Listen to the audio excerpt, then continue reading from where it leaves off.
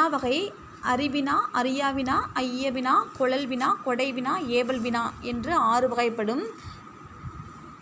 அறிவினா அப்படின்னா தான் விடை அறிந்திருந்தும் அவ்விடை பிறருக்கு தெரியுமா என்பதை அறியும் பொருட்டு வினவுவது. எடுத்துக்காட்டு பார்த்தோன்னா, மாணவரிடம் இந்த கவிதையின் பொருள் யாது என்று ஆசிரியர் கேட்டல். அறியாவினா அப்படின்னா தான் அறியாத ஒன்றை அறிந்து கொள்வதற்காக வினவுவது.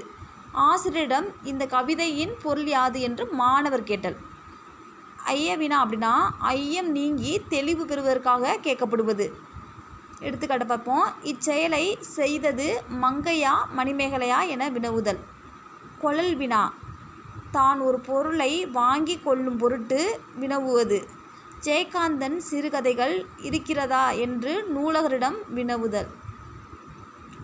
கொடைவினா பிறருக்கு ஒரு பொருளை கொடுத்து உதவும் பொருட்டு வினவுவது.